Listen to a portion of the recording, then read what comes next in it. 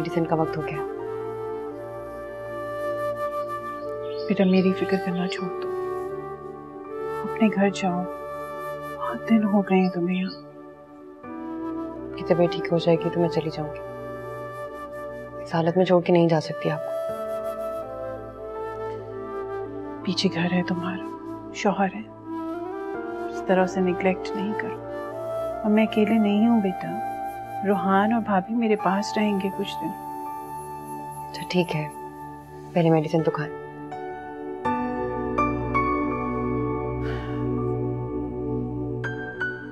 ये मेडिसिन मेरे लिए कुछ नहीं कर सकते। जब तक सूबी की खैरियत का मुझे पता नहीं चल जाता, मेरी परेशानियां कम नहीं होंगी। रूहान उसका भी पता कर रहे हैं मम्मा, जल्दी पता चल जाएगा, आप परेशान मत हो।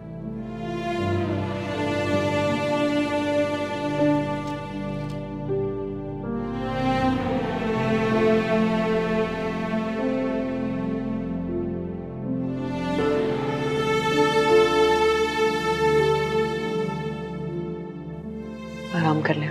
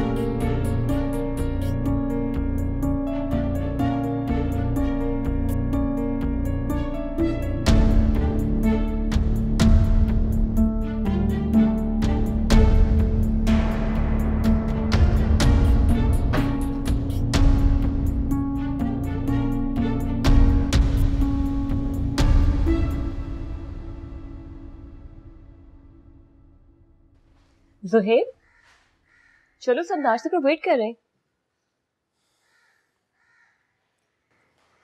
मुझे नाश्ता नहीं करना, तुम जाओ यहाँ से। मगर मैं तो तुम्हारे बगैर नाश्ता नहीं करूंगी। चलो।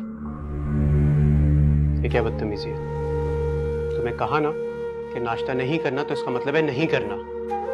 कोई जबरदस्ती है क्या? और इस तरह से तुम मेरी जिंदगी में इंटरफेरेंस मत किया करो।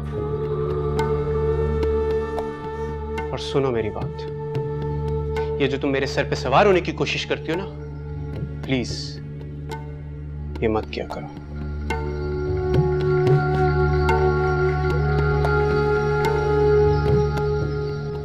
I'm sorry। और हाँ, आइंदा मेरे कमरे में आने से पहले नॉक करके आया करो।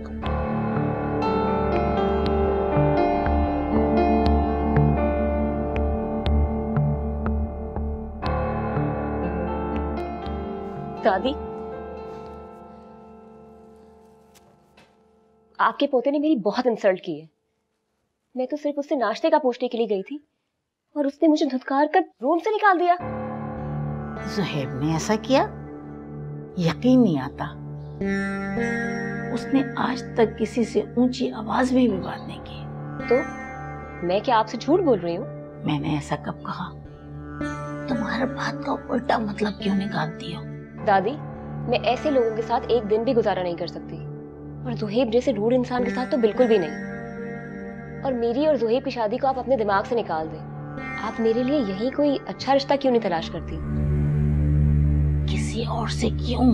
ज़ुहैब जैसा लड़का ढूंढने पे भी नहीं मिलेगा। तुम गुस्सा थूक दो, जरा सी बात पे वावेला ना मचाओ। मैं जाके उसकी खबर लेती हूँ। उसकी इतनी हिम्मत कैसे हुई तुम्हें डांटने की?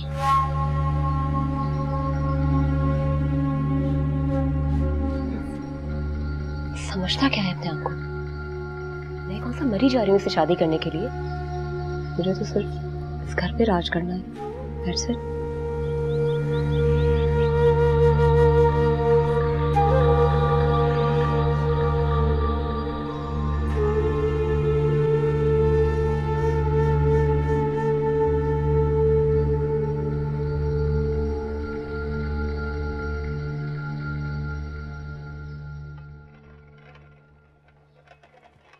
अस्सलाम वालेकुम। वालेकुम अस्सलाम।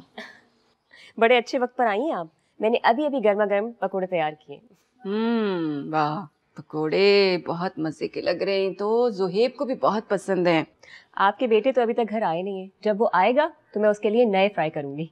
बड़ी अच्छी खुशबू आ रही है भाई। ऐसे अम्मा जान, रजिया भी बहुत मजे के पकोड़े बनाती है, क्रिस्पी से, बिल्कुल इसी तरह के। अरे जब इसके हाथ के बने हुए पकोड़े तुम खाओगी ना, रजिया के हाथों का जायका बिल्कुल भूल जाओगी। ऐसे अम्मा जान, आपने बहुत अच्छी तरबियत की है इस बच्चे की, वरना अब्रॉड में पलने वाली लड़कियों में इतना सलीका और सुघड़ापन नहीं होता है। वैसे आंटी, आपकी बहू अभी तक घर नहीं आई? कल आ जाएगी बेटा, मैं ज़ुहैब को कह दूंगी, वो ले आएगा। तुम अकेली बोर हो जाती हो ना, मैं भी तो सारा दिन ऑफिस में रहती हूँ। ठीक कह रही हैं आप, मैं भी सोच रही हूँ कोई मसरूफियत तलाश करूँ। आंटी, अगर आप इजाजत दें तो मैं घर का इंटीरियर चेंज कर लूँ। मैंने यूके में इंटीरियर कोर्सेज कर रखे। हाँ हाँ श्योर, जो चाहे चेंजेस कर सकती हो तुम। Thank you. सबसे पहले तो तुम ज़ुहैब का कमरा सेट कर दो, बड़ा बेतरतीब सा पड़ा हुआ है। अरे भाई, सूफिया को तो जरा भी शौक नहीं है सजावट और बनावट का, उसको तो सारे शौक मर्दों वाले हैं। आइए ना आप। अच्छा,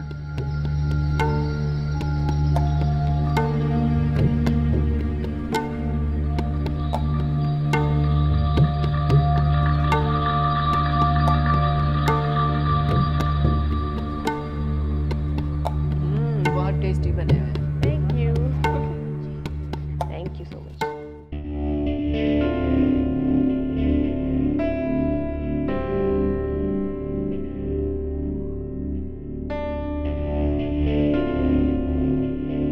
सुनो, वो तुमने वॉल हैंगिंग वगैरह चेंज कर दी। अच्छा किया, ठीक है ठीक है। अच्छा, अब ये कैंडल स्टैंड भी उतार के ले जाओ यहाँ से, और वो जो मैं नीचे नए लेके आई थी वो ला के रखो, और बाकी सारी प्रॉप्स वगैरह सब कुछ चेंज करो। मुझे यहाँ सब कुछ नया चाहिए। हेलो भाभी, क्या हाल है? रजिया कहाँ है? रजिया बाकी मुलाजमों के साथ ऊपर का सेटिंग चेंज करवा रही है। तुम्हें किसने कहा ये सब करने को? क्या मतलब? ये सब करने के लिए मुझे किसी की इजाजत की जरूरत है? ये मेरी आंटी का घर है और उन्होंने ही मुझे कहा था कि इस घर का इंटीरियर मैं नए फैशन के मुताबिक चेंज कर दूं, तो कर दिया। दादी और फुप्पो को तो बहुत अच्छा लगा। उम्मीद है कि आपको भी पसंद आएगा।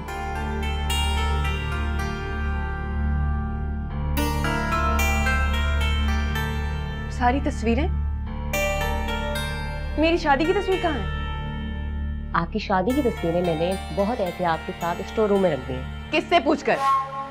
फिर वही बात, किससे पूछकर? मुझे यहाँ कुछ भी करने के लिए किसी की इजाजत की जरूरत नहीं है, और बहुत जल्द मैं यहाँ की हर चीज रिप्लेस कर दूंगी अपने मुताबिक। और वैसे भी इंसान का दिल बहुत जल्दी उकता जाता है पुरानी चीजों को देख देख कर,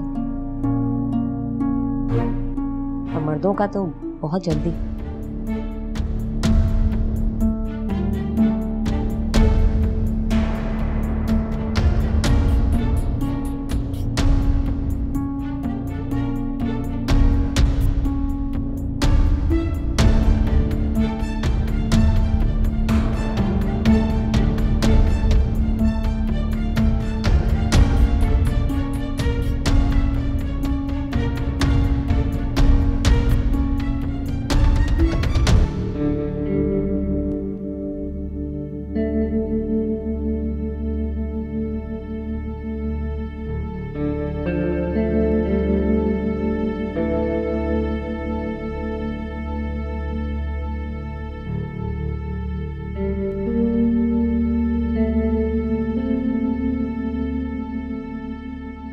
बेटा, मुझे तुमसे कुछ बात करनी है।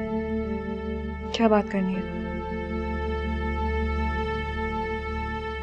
बैठ जाओ।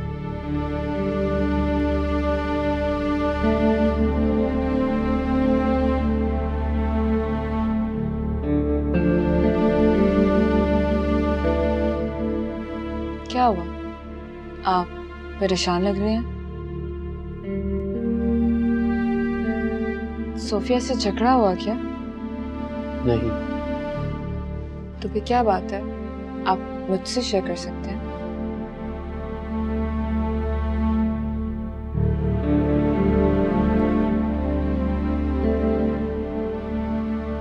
क्या सोफिया शादी से पहले भी मुझसे मोहब्बत करती थी?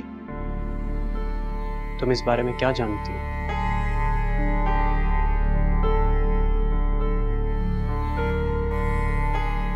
आपको कैसे पता चला? कैसे पता चला, कब पता चला, ये बातें छोड़ दो। तुम इस बारे में क्या जानती हो? कहा ना, पता था, लेकिन क्या? क्या फायदा पुरानी बातों को दोहराने का। छोड़ें।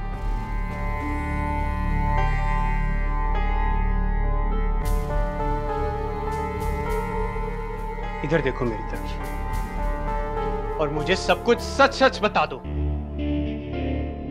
क्या बता दूं मैं आपको सब कुछ? सुनना क्या चाहते हैं आप? यही कि शादी वाले दिन शाहजेब के साथ तुम्हारा भागना, सोफिया का मेरे से जबरदस्ती निकाह करवाना और तुम्हारा तलाक लेकर घर वापस आना। आखिर ये सब कुछ क्या था? क्या वाकई शाहजेब ने तुम्हें किडनैप भी? सब बता चुकी हूं मैं। बच्चे नहीं हो तुम कि तुम समझ नहीं सकते। तुम मेरे मान थे, मुझे लगा था कि तुम मेरे लिए स्टैंड लो, लेकिन क्या किया तुमने? तुमके बात समझा मुझे, छोड़ दिया सबके सामने। इस बारे में तुम्हें अंकल से बात करनी चाहिए। ब्रावो। और अंकल ने क्या किया? उन्होंने भी तो वही किया ना जो तुमने किया था, छोड़ दिया मुझे। धोखेबाज समझा, फरेब समझा। कहना बहुत आसान है, लेकिन कभी कभार इंसान खुद को डिफेंड नहीं कर सकता। डिफेंड करके करती भी क्या? झूठा बोलती तो किसको? अपनी बहन को, अपनी माँ को। जिस जुर्म की मैंने सजा काटी है वो जुर्म मैंने किया ही नहीं था। जिस आग में मैं जली हूँ वो मैंने नहीं जलाई थी, वो किसी और की जलाई हुई थी। लोगों के ताने सुने, बातें सुनी, धुतकारा हर किसी ने मुझे, लेकिन क्या करती, क्या कहती मैं किसी को? जबकि मैं खुद जानती थी कि ये सब कुछ किसी और का नहीं, मेरी माँ और मेरी बहन का किया जा रहा है। नहीं गंदा कर सकती थी उन लोगों को। I loved Sophia like a sister. हाँ, वो आपको पसंद करती थी पहले दिन से, लेकिन जब आपका प्रपोजल मेरे लिए आया तो उससे बर्दाश्त नहीं हुआ। पागल बन के दौरे पड़ते थे उसको। उसी दिन से उसने ये सारी प्लानिंग की, शाहजेब के साथ मिलकर। उसने मुझे बर्बाद कर दिया, उसने अपनी बहन को बर्बाद कर दिया। ये सब सिर्फ उसकी प्लानिंग थी, सिर्फ उसकी प्लानिंग। प्लानिंग?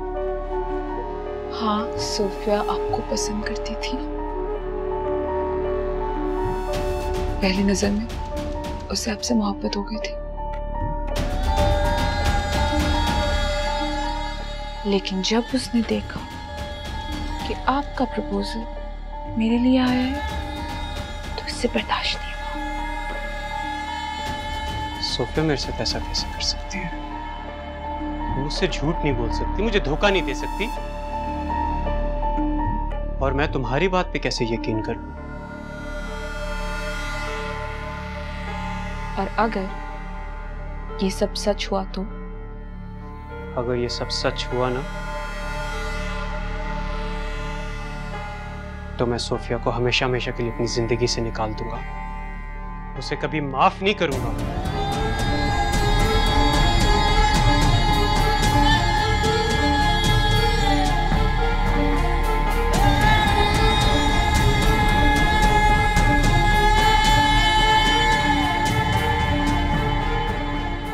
तो मुझे आपकी बहू का एटीट्यूड बिल्कुल भी पसंद नहीं था। बाबा के ऑफिस जा रही हूँ, 2-3 घंटे तक आ जाऊंगी। तुमने फिर वही बात शुरू कर दी कि दफ्तर जा रही हो।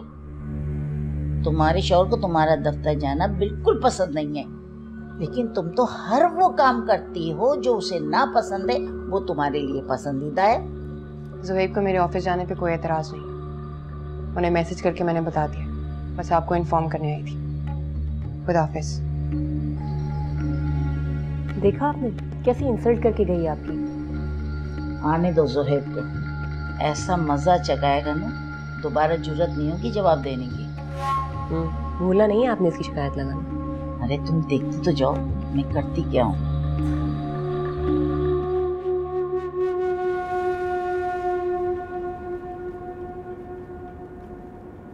सोफिया, सोफिया, क्या सोच रही हो? कुछ नहीं। क्या बात है, बहुत खामोश हो। बाबा बहुत बड़ी जिम्मेदारी सौंप करके हैं मुझे, और मुझे नहीं लगता कि मैं उनकी उम्मीदों पर पूरा उतर सकूं। कैसी बातें कर रही हो तुम? तुम इतनी स्ट्रांग हो, तुम कैसे हार सकती हो? बिजनेस के हालात तुम्हारे सामने हैं। पिछले 1 साल में करोड़ों का नुकसान हुआ है। हमारी कंपनी की साख खराब हो रही है और सारे क्लाइंट्स का हम पर से एतमाद खत्म हो गया है। देखो सोफिया, सब कुछ पहले जैसा हो जाएगा। तुम बस डटी रहना, हिम्मत मत हारना।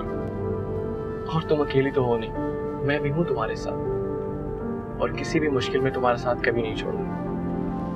हम सब कुछ बिल्कुल ठीक कर लेंगे, तुम बस खुद पे यकीन रखो। ओके?